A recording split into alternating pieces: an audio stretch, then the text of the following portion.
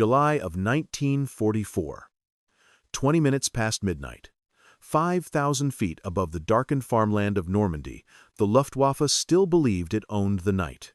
For years, German pilots treated darkness as their natural ally, a silent refuge that shielded them from interception. They had used it over Rotterdam, over London, over the Mediterranean. In their minds, no American aircraft could challenge them after sunset. Darkness was their buffer, their sanctuary, their advantage. They were wrong. The man drifting westward in a solitary Junkers that night did not know it. He believed he was alone.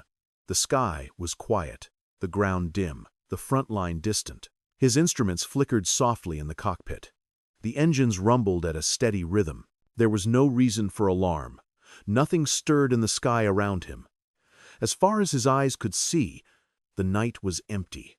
But the night was lying to him. 15 miles away, an aircraft he had never faced and barely believed existed was already hunting him. The P-61 Black Widow. A machine so strange, so unconventional, that German pilots had spent months mocking it. Too heavy, too slow, too large to maneuver. An aircraft built around electronics no one fully understood. Many dismissed it before ever seeing it. Some believed American claims about its capabilities were exaggerated. A few thought it was simply propaganda. The laughter masked a deeper truth. They did not yet understand the kind of war the Black Widow was built for. On a makeshift airstrip carved into the French countryside, the aircraft had lifted into the warm night hours earlier. Its long wings rose from the runway like a shadow peeling away from the earth. The engine's massive Pratt & Whitney radials pulled the night fighter upward with deceptive calm. Inside the cockpit, the pilot settled into the darkness. He would not see the enemy with his eyes. He did not expect to. That was no longer necessary.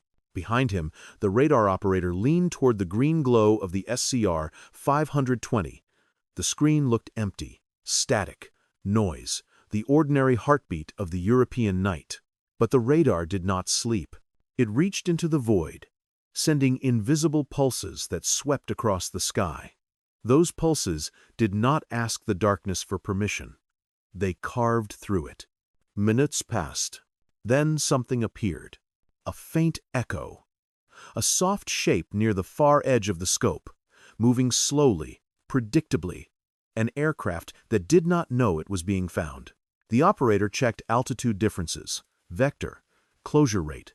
The return held steady. This was no ghost trace, no weather clutter. It was a living target. The pilot adjusted course. A slight bank, a gentle descent, nothing dramatic, nothing the German would ever hear or sense. The Widow carried no lights. The sky swallowed its outline.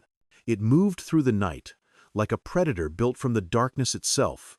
If the German pilot could have seen the American machine closing behind him, he would not have believed it belonged to a fighter squadron. The P-61 looked nothing like the sleek Messerschmitts or fast Focke-Wulfs that filled his mental image of aerial combat. Its fuselage was broad and angular. Its twin booms stretched outward like the frame of some mechanical animal. Its wings, long and wide, carried guns and turrets rather than agility.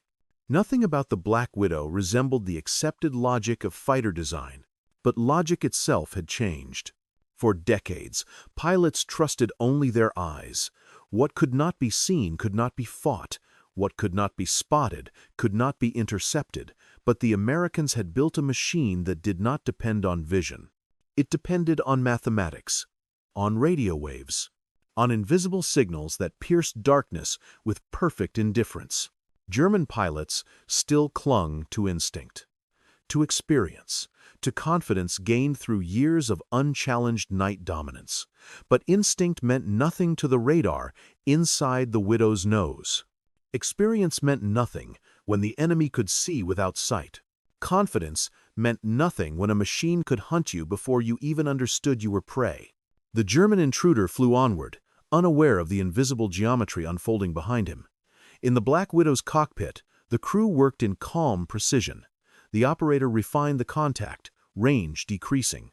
Bearing stable, closure confirmed. The pilot's hands remained steady on the controls. He felt no exhilaration, no rush of adrenaline. This was not a dogfight. There would be no circling duel, no twisting pursuit, no turning battle between equals. This was methodical, measured, inevitable. The German still believed the sky was empty. He scanned the void, nothing appeared. He trusted his eyes, but the night he depended on had already betrayed him. The Black Widow closed to within 3 miles, then 2, then 1. Still unseen. German pilots had mocked the idea that an aircraft could track them in total darkness. They had ridiculed American engineering as heavy, clumsy, unimaginative. They believed the Allies did not understand the art of night war. But the truth was far simpler. The Americans had not tried to master the old night war. The Luftwaffe understood. They had invented a new one. The echo on the radar screen grew sharper, clearer, unmistakably real. Each pulse defined the intruder more precisely. Its speed, its altitude, its heading, its fate. The Widow tightened its pursuit.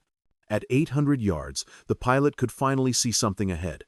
A darker shade against the dark, a faint outline of wings, a drifting shadow that had no idea how close death now flew. This was how the new night war worked. No warning, no intuition, no escape. The first engagement was seconds away. A test of technology against tradition, radar against the human eye, a machine built for the future against pilots still living in the assumptions of the past. The transformation of the night sky had reached its turning point, and the Luftwaffe's confidence, once absolute, was about to learn how deadly invisibility could become when the darkness no longer obeyed them. The moment the Black Widow closed to firing distance, the foundations of the old night war finally cracked. For years, the Luftwaffe believed darkness was a shield. They believed nothing could hunt what the human eye could not see. Every German pilot who took off after sunset carried the same assumptions into the sky. If they kept their lights off, if they held steady, if they trusted the night, they would return. But on the Western Front, in 1944, a new reality unfolded in silent, unforgiving increments.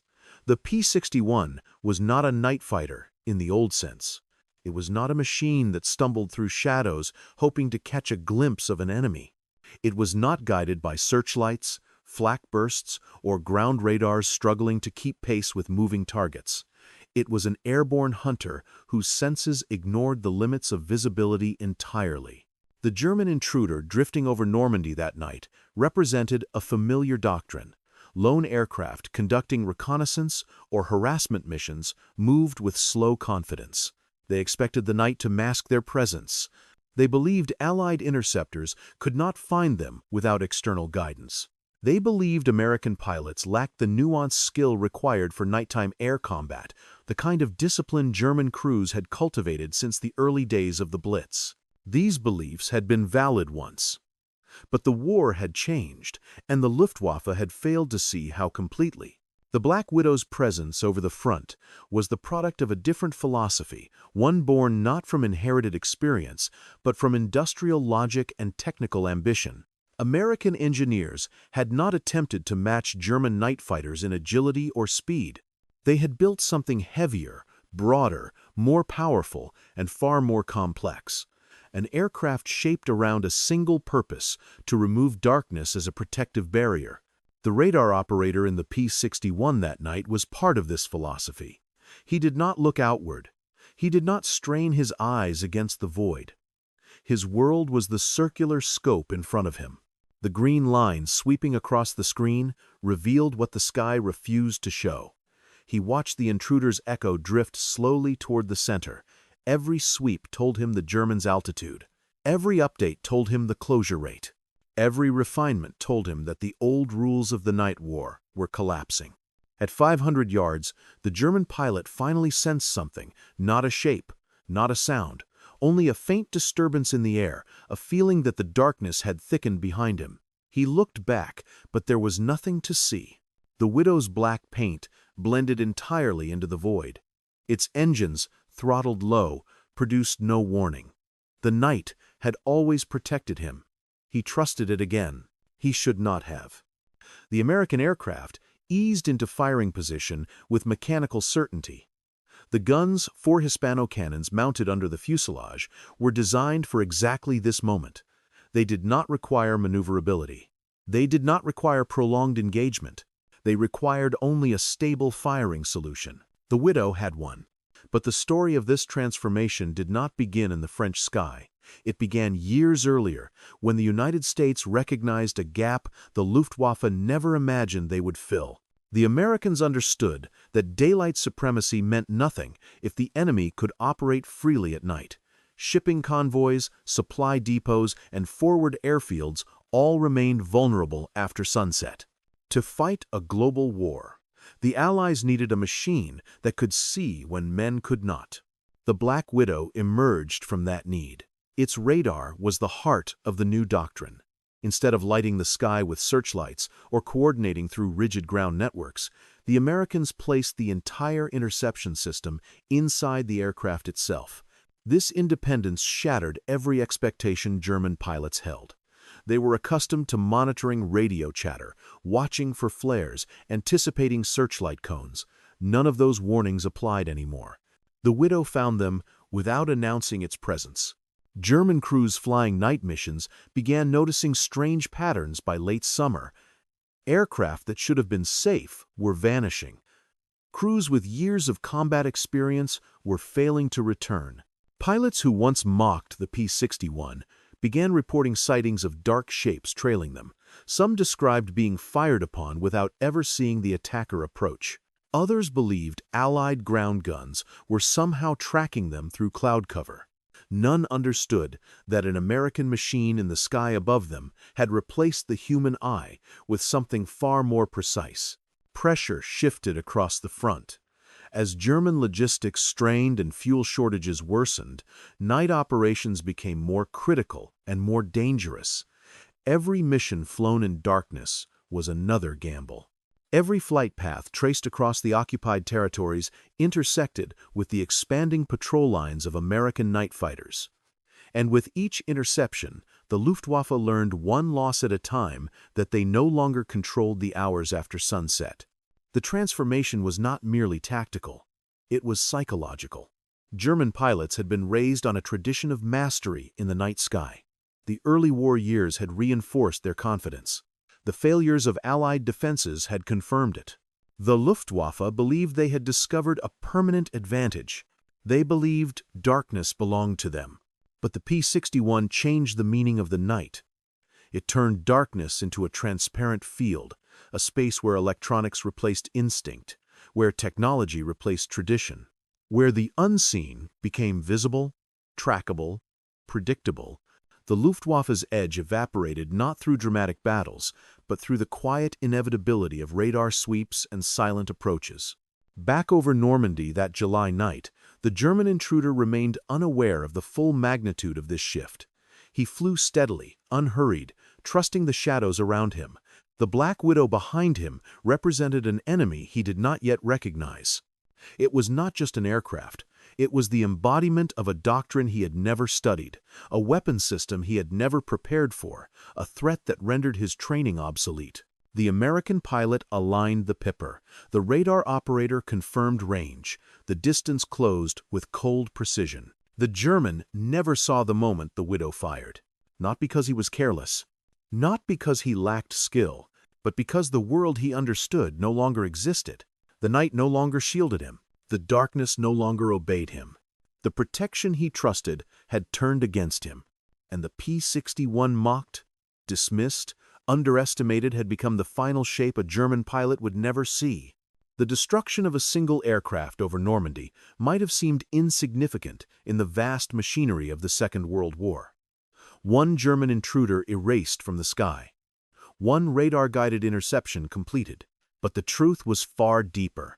That silent encounter represented the breakpoint in a struggle the Luftwaffe never fully understood until it was too late. For 5 years, German pilots had treated the night as familiar territory. They trusted their senses. They trusted their instincts.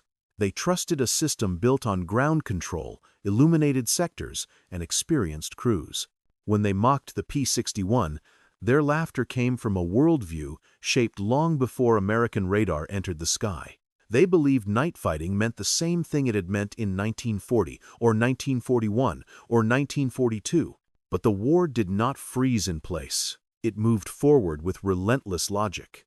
And nothing moved faster than American industry and the technologies it placed in the air. As Allied armies advanced across France, German night operations became increasingly desperate. They flew reconnaissance missions to track troop movements. They executed harassment raids to disrupt supply lines. They launched intruder flights, searching for opportunities to strike airfields and convoys.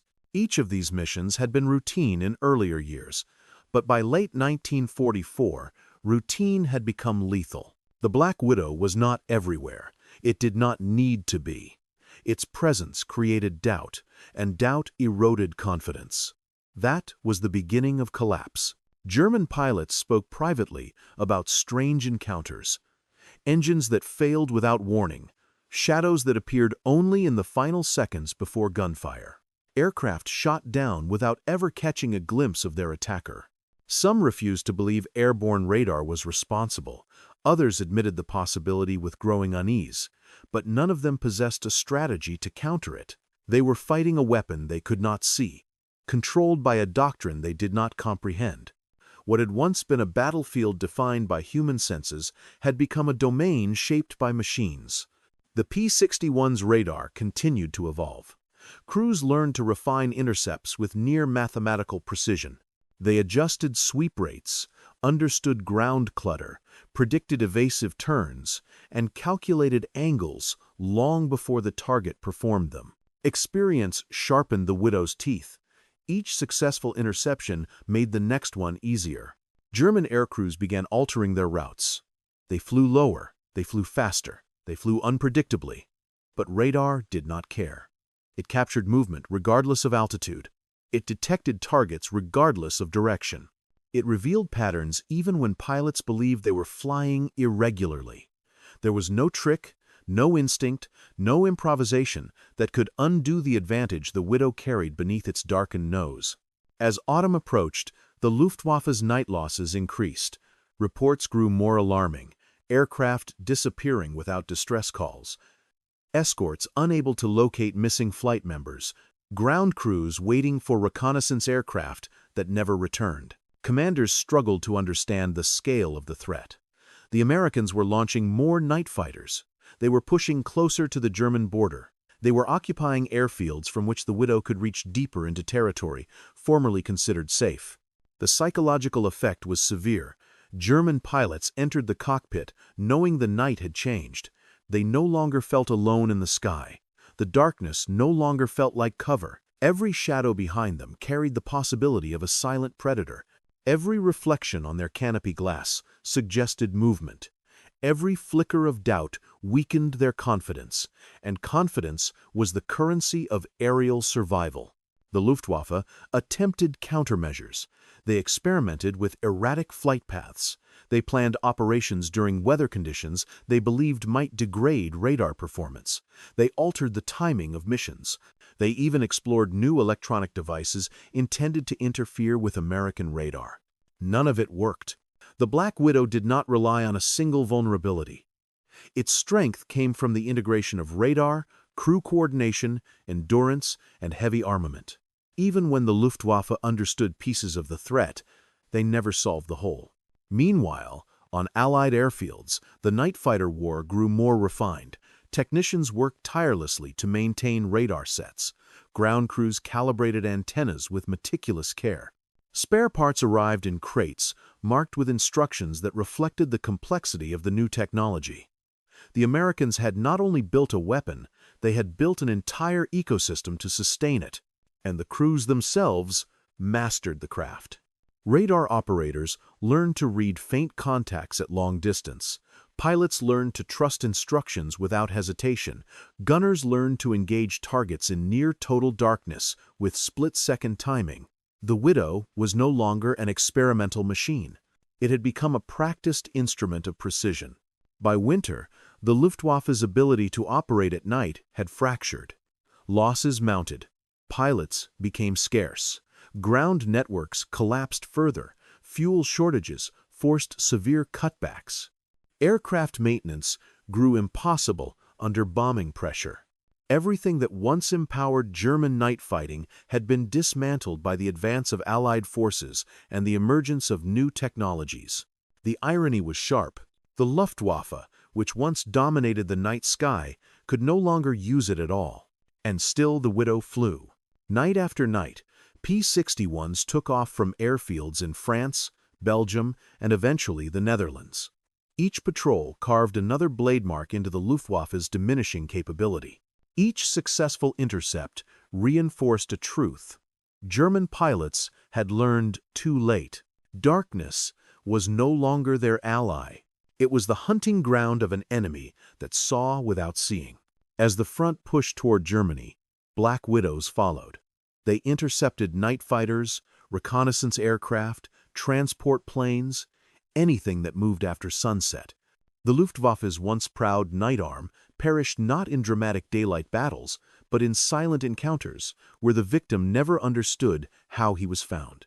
The end came quietly. By early 1945, German pilots no longer mocked the P-61. They feared it, they respected it, they studied it with desperation. But none of that changed the outcome. A weapon built from American industrial logic had undone years of German experience. A machine born from engineering ambition had eclipsed pilot instinct.